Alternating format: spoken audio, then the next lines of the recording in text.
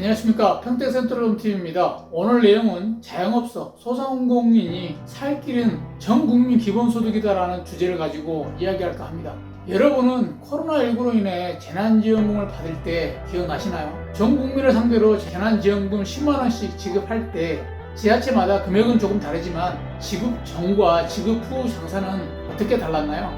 전국민 재난지원금이 배포되었을 때 침체되어 있던 골목 상권에 명절 기분이 들 정도로 활성화되었고, 생년에 재래시장 한번 안 가던 청년들이 지역 앞에 가맹점을 찾아 재래시장에 장을 보는 일이 많았다고 합니다. 만약 일회성이 아닌 기본소득이 계속 분기별로 지속적으로 지급된다면 온라인 복합 쇼핑몰에서 다시 골목 상권으로 소비자는 이동할 것입니다. 기본소득도 재난지원금처럼 소멸성 지역화폐로 지급될 테니까 같은 효과가 날 겁니다. 국민기본소득은 재난지원금과 조금 성격이 다르지만 비슷합니다. 이 책에서 말하는 최경민 작가가 쓴 책 이재명과 기본소득을 바탕으로 말씀드려볼까 합니다. 코로나19 전에는 내수경제가 화랑이었다가 코로나19 때문에 지역 상권이 망가졌나요? 저는 그렇게 생각 안 합니다. 코로나 이전부터 불황이 지속되었고, 추세적으로 복합 쇼핑몰과 온라인 상권 쪽으로 소비 형태가 넘어가고 있었습니다. 그래도 나중에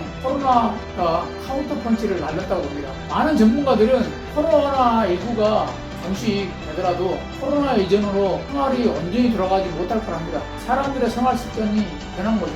소상공인에게 이렇게 지원되는 재난지원금도 코로나19가 종식되면 같이 끝날 것입니다. 그래도 지역 골목 상권이 살아날까요? 암울합니다. 그런데 요즘 희망이 보입니다. 전국민 기본소득을 공약으로 내세우고 20대 대통령 후보로 나선 이재명 경기도지사가 있고, 지지율도 다른 경쟁 후보자보다 높습니다. 제가 이재명 지사를 잘 알아서가 아니고 서민 소상공인을 구세주게 되겠다 싶어서 관심을 가지고 알아본 결과입니다. 그럼 기본소득이 무엇이고 실현 가능성이 있는가? 왜 기본소득이 지급돼야 하는지, 지급되면 자영업 소상공인에게 어떤 이득이 있는지를 우리는 다른 것은 몰라도 기본소득으로 인해 지역 상권이 살 수 있다면 그 후보를 밀어주는 게 좋다는 생각을 개인적으로 해봅니다. 이재명 지사가 주장하는 기본소득이 무엇인지 알아보겠습니다. 기본소득을 주장하는데 그 배경은 인공지능, AI 로봇들로 인해 일자리가 사라지고 불안정한 노동이 증가하면서 불평등의 양극화는 더욱 심화되고 부수림도 소수에게 집중되는 현상이 급속도로 진행될 거라는 관점에서 시작됩니다. 영화 기생충처럼 1%의 상층부에 나머지 존재들이 기생할 수밖에 없는 미래가 될 수 있다는 거죠. 그리고 현 복지 정책은 가난과 무능을 스스로 입증해야 하고, 그렇지 못하면 복지 혜택을 보장받지 못하는 실정에선 20세기 복지 정책은 이제 수명을 다하고 타의 계획이 필요한 시점에 기본소득의 필요성을 역설하고 있습니다. 이재명 지사가 자주 언급하는 사회복지 문제를 사례로 가슴 아픈 새 모녀의 마지막 월세 이야기를 자주 합니다. 60세의 엄마, 35세 경제활동 못하는 당뇨 환자인 딸, 32세 만화가 지망생 막내딸이 한 가족으로 살고 있었습니다. 이 가족은 하루하루 근근히 생활하는 형편에서 문제는 엄마가 식당 일을 하고 기각결에 넘어져 팔이 부러졌는데 치료비가 없어가지고 수술도 못하고 그로 인해 직장도 잃게 됩니다. 이 가족은 희망과 미래가 사라져 고심 끝에 큰딸이 번개탄 2개, 수탄, 그리고 20원짜리 편지 봉투를 사서 봉투 안에 그동안 밀린 월세, 전기, 수도요금을 넣고 주인 아주머니 죄송합니다, 마지막 인사를 남기고 자살이라는 극단적인 선택을 하는 가슴 아픈 사연입니다. 이것도 만약에 기본소득이 있으면 이런 극단적인 선택을 안 해도 되는 상황입니다. 이것이 바로 복지정책의 한계이고 기본소득의 필요성을 이야기하는 겁니다. 두 번째, 기본소득 배경으로 AI 로봇으로 인해 완전 고용이 사라지는 것을 지적합니다. 동영상을 한번 보시죠.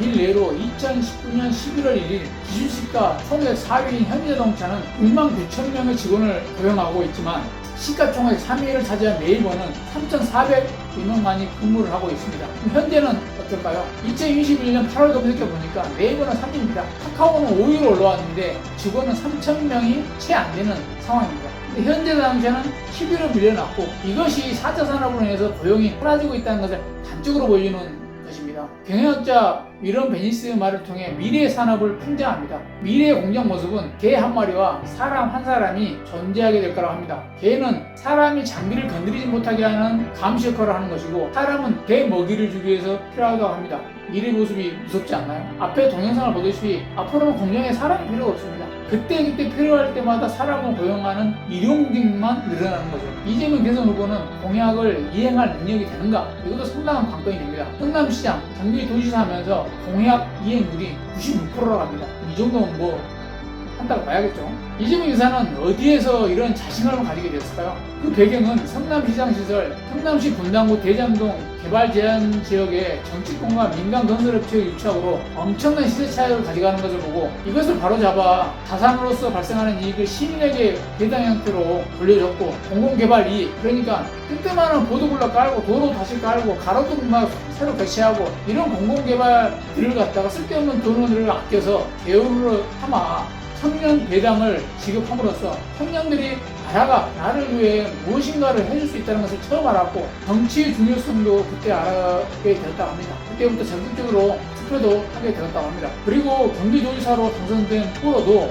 청년 수당을 지급함으로써 지역 경제가 사는 것을 목격하고 더 확대해 코로나19 재난지원금도 전 경기도민에게 지급했고 좀 있으면 다시 또 전 국민에게 코로나 지원금을 80 몇 프로는 주니 하지만 경기도지사는 전 경기도민에게 지급한다고 하지 않았습니까? 이렇게 재난지원금을 확대했고 다른 지자체도 따라서 재난지원금을 확대 지급하는 시초가 되었습니다. 기본소득이 생경하다 보니까 계속되는 질문이 생기게 됩니다. 재원은 도대체 어디서 마련할 것인가? 환경오염을 얻은 이익에 탄소세를 과세합니다. 그러니까 우리는 신선한 공기를 마실 권리가 있는데 어떤 기업이 이익 추구를 위해서 대기를 오염시키고 물이라든지 바다를 오염시키면서 이익을 창출하는 겁니다. 여기에 탄소세를 갖다가 물는 겁니다. 그 목적서인데 지금도 하고 있지만은 이런 것보다 더 강화해서 재원을 마련하는 겁니다. 그리고 국민이 생산한 데이터에 발생되는 이익에 데이터세를 물리는 겁니다. 이 데이터세는 뭐냐? 구글, 네이버, 카카오 등 포털 사이트에서 어떤 회원가입을 하거나 그러면 개인정보를 제공하는 것을 동의하겠습니다 해서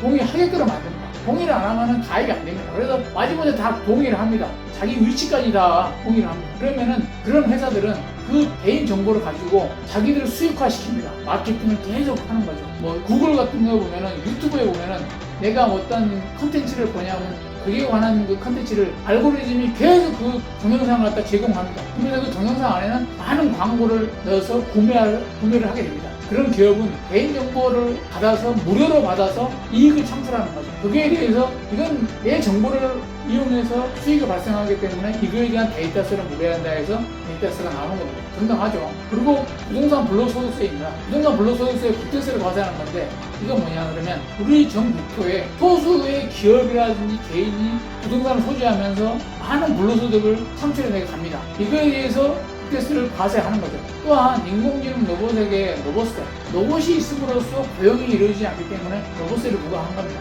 빌 게이츠도 로봇세를 부과한다고 이야기했습니다. 일반 간접 증세 등을 제시하고 있습니다. 이거 간접 증세는 뭐냐 그러면 우리가 연말에 13월에 월급이다 해서 공제를 많이 받지 않습니까? 이것을 축소시키고 세금을 많이 가져서 증세를 합니다. 근데 그 증세가 내가 세금을 100만 원 공제를 못 받다. 근데 이 100만 원 공제를 못 받더라도 전국민 기본세대세는 150만 원, 200만 원을 더 받기 때문에 100만 원이 넘는 자기한테 이득이 발생하는 거죠. 그럼으로써 조세 제한도 작아지는 겁니다. 각 항목별로 내용을 자세히 시간상 말씀드리지 못하지만 다른 나라에서는 이미 시행하고 있거나 이미 시험을 한 정책들도 많습니다. 이재명 지사도 이런 기본소득을 위해 국토 보유세 등을 증세하는 것이 쉽지 않다는 것을 알고 있습니다. 왜냐? 생경하니까요. 우리가 경험하지 못한 것들이 있기 때문에 처음에는 거부감이 많이 있을 거라 생각합니다. 그러나 차근차근 하다 보면은 이거에 대한 혜택이 느끼고 크다는 걸 알기 때문에 그때부터는 조세 저항이 적을 거라고 자신하고 있습니다. 4차 산업 시대에서는 우리나라 미래의 경제가 살기 위해서는 선택이 아니고 필수 불가결한 길이라고 주장을 합니다. 합니다. 이는 조선시대 최고의 조세개혁인 대동법도 정착되기까지는 100년이라는 세월이 걸렸고 그로 인해 서민들의 삶은 완전히 달라졌다고 합니다. 기본소득도 이와 비슷하다고 비유합니다. 이재명 지사는 기본소득을 불쌍한 사람에게 주는 복지정책이라기보다는 경제정책에 가깝다고 합니다. 수요가 있어야 공급이 되는데 안정된 직장이 없어 소비할 돈이 없으면 공급도 못하고 결국 경제는 망해가는 겁니다. 20대 대선 주자들은 TV토론에서 재난지원금의 효과를 보았으면서도 이재명 기본소득에 대해서 반대를 위한 반대를 하며 맹렬히 비난하고 있습니다. 이재명 경기지사의 대표적 공약인 기본소득이 마침내 베일을 벗었습니다. 첫 단계로 전 국민에게 연 100만 원을, 청년에는 추가로 100만 원을 더해 모두 200만 원을 지급한다는 게 핵심입니다.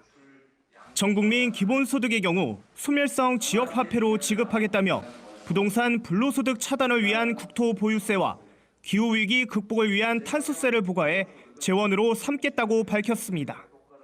청년들은 19세부터 11년간 총 2,200만 원의 기본소득을 받게 돼서 학업과 역량개발 등에 더 많은 시간을 투여할 수 있게 될 것입니다. 하지만 여야 대선 주자 모두 싸늘한 반응을 보였습니다. 이낙연 전 대표는 청년 수당으로 불러야지 기본소득으로 이름 붙인 건 정치적 의도라고 지적했고 정세균 전 총리는 소비 진작과 경제 활성화에 아무런 도움도 되지 않는 정책이라고 평가절하했습니다. 국민의힘 홍준표 의원은 대놓고 나라 거덜내는 공약이라고 비꼬았고 윤희숙 의원은 봄날에 흩날리는 벚꽃잎처럼 세금을 뿌리겠다는 것이라고 비판했습니다.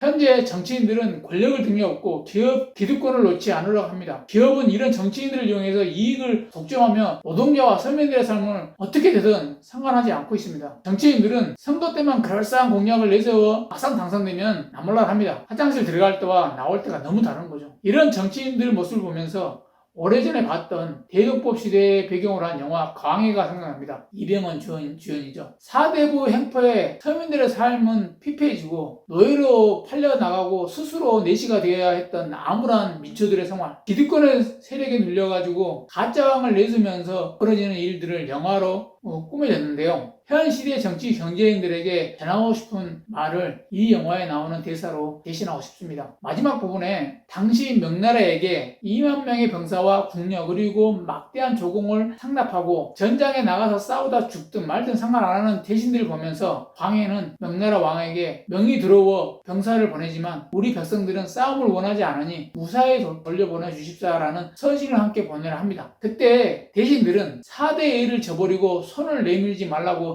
시간합니다. 그러나 가짜 광해는 이런 대신들을 보면서 대사를 나눕니다. 한번 보시죠. 부끄러운 줄 아시오. 홍문관은 적어라. 명이 두려워 이만의 군사를 파병하였으나 금관은 싸움을 원치 않는다. 부디 우리 군사들을 무사히 조선으로 돌려보내 주시길 소원한다. 전하, 사대의 명분을 저버리고 우랑캐에게 손을 내밀다니요. 그깟 사대의 명분이 뭐요? 도대체 뭐길래 이만의 백성들을 사질로 내몰라는 것이오? 백성이 지압이라 부르는 왕이라면 빼앗고 훔치고 빌어먹을지언정 내 그들을 살려야겠소. 그대들이 죽고 못 사는 사대의 예보다 내 나라 내 백성이 열갑절 백갑절은 더 소중하오. 이런 마음으로 정치하는 대통령이 나오길 간절히 기원해 보면서 마무리할까 합니다. 도움이 되셨다면 구독, 좋아요 눌러주시면 감사하겠습니다. 여기는 평택 센트럴홈 TV였습니다. 감사합니다.